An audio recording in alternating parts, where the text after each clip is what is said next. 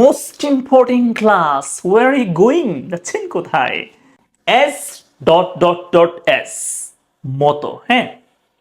মোর less than মানে মোর দেন বেশি, less than কম। এগুলো কিভাবে ইউজ করে, how to make sentences in English, how I can understand when to use these phrases and how can I make sentences, especially this question. So today in this lesson I'm going to teach you how you can use them in a sentence. So let's start. দেখেন, যখন আমরা compare করছি, comparison করছি, তুলনা করছি, হ্যাঁ, মানে কেউ কোনো যোগ্যতায় বা কোনো দিক থেকে কারো সমান বা বেশি, আমরা এই ক্ষেত্রে কিন্তু এগুলো ইউজ করি। যখন কেউ কারো সমান হয় আমরা ইউজ করি এইটা, এক্স্যাক্টলি আমরা এটা ইউজ করি। আর যখন কেউ কারো থেকে যোগ্যতায় মানে কোনো দিক থেকে বেশি হয় তাহলে আমরা ইউজ করি মোর দেন, আর কম হলে আমরা বলি লেস দেন। হাউ? দেখেন, Tamim is as popular as Mushfiq, মানে তামিম মুশফিকের মতোই জনপ্রিয়। অর্থাৎ মুশফিক যেমনটা জনপ্রিয় তামিম ঠিক তেমনই জনপ্রিয়, কেউ কারো চেয়ে কম না, হ্যাঁ। আচ্ছা, তাহলে এস পপুলার অ্যাজ মানে ঠিক সমান সমান, একদম ইকুয়াল। তাহলে Tamim is as popular as Mushfiq, অর্থাৎ মুশফিক তামিমের মতোই জনপ্রিয়। বাট এখানে কি বলেছে?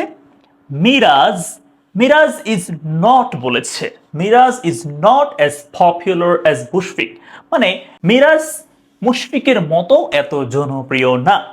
তার মানে এ তার চেয়ে কম জনপ্রিয়। আচ্ছা, I am not, I am not, I am not as proficient as you, এর মানে কি? এটা অর্থ দক্ষ, নিপুণ।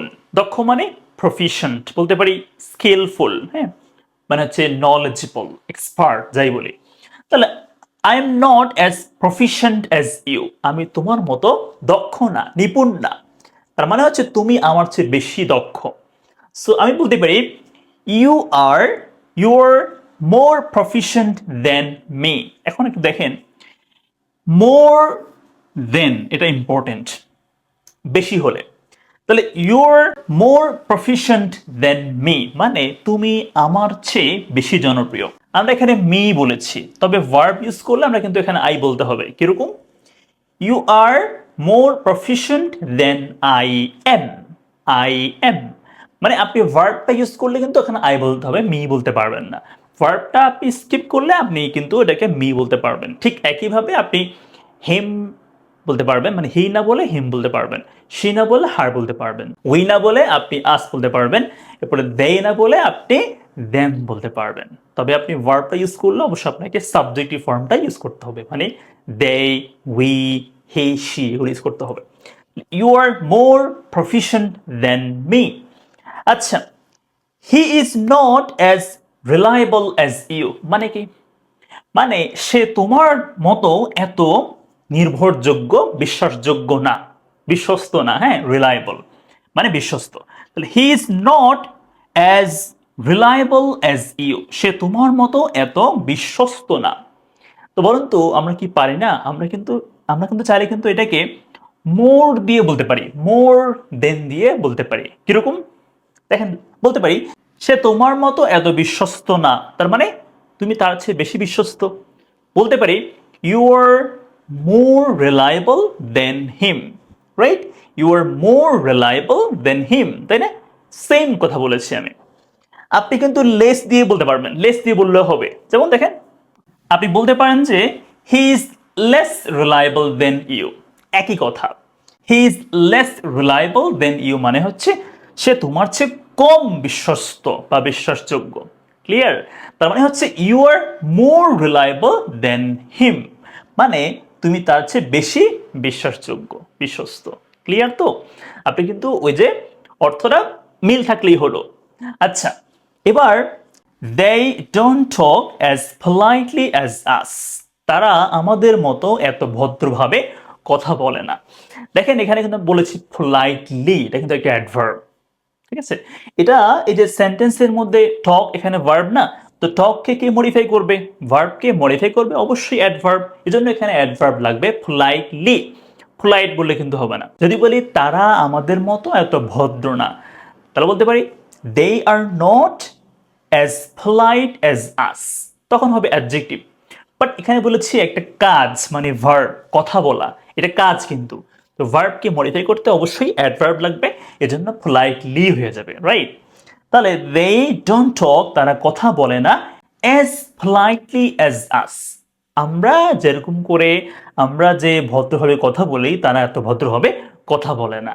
তার মানে হচ্ছে টক we talk we talk more politely than them, we talk more politely than them। আচ্ছা, আপনারা কমেন্ট করে বলেন তো আমাকে, এখানে আপনারা হচ্ছে মোর না বলে লেস বলবেন, এখানে লেস দিয়ে বললে এটা কিরকম হবে আমাকে কমেন্ট করে জানাবেন, কেমন?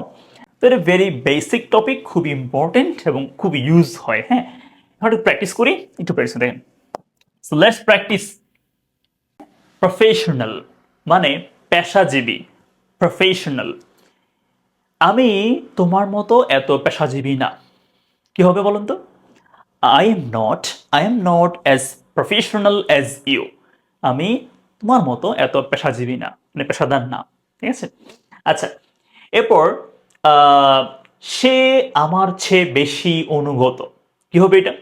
সে আমার চেয়ে বেশি অনুগত। He is more obedient than me, he is more obedient than me, সে আমার চেয়ে বেশি অনুগত। যদি বলি আমি তার চেয়ে কম অনুগত, তাহলে কি হবে বলুন তো? কমেন্ট করে বলুন তো কি হবে এটা? প্রশ্ন করলাম। গ্রেটফুল মানে কৃতজ্ঞ, তারা আমাদের মতোই কৃতজ্ঞ, কি হবে? দে আর অ্যাজ গ্রেটফুল অ্যাজ আস, দে আর অ্যাজ গ্রেটফুল অ্যাজ আস, তারা আমাদের মতোই কৃতজ্ঞ। এরপর তুমি তার মতো পরিচিত না, তুমি তার মতো পরিচিত না, কি হবে এটা? ইউ আর নট, তুমি না, you are not as familiar as him, you are not as familiar as him, তুমি তার মতো এত পরিচিত না। এরপর কনসাস মানে সচেতন, সাবধান, আমরা তাদের চেয়ে বেশি সচেতন, কি হবে? We are more conscious, we are more conscious then them, আমরা তাদের চেয়ে বেশি সচেতন। এরপর বলেছে ashamed মানে লজ্জিত, আমার ভাই তোমার ভাইয়ের মতো এত লজ্জিত না, কি হবে এটা বলেন তো? কমেন্ট করে বলেন। আরেকটা প্রশ্ন করলাম। এরপর এরপর হচ্ছে ফ্রেইল মানে দুর্বল, মানে উইক, ভঙ্গুর, তারা আমাদের চেয়ে বেশি দুর্বল, কি হবে এটা?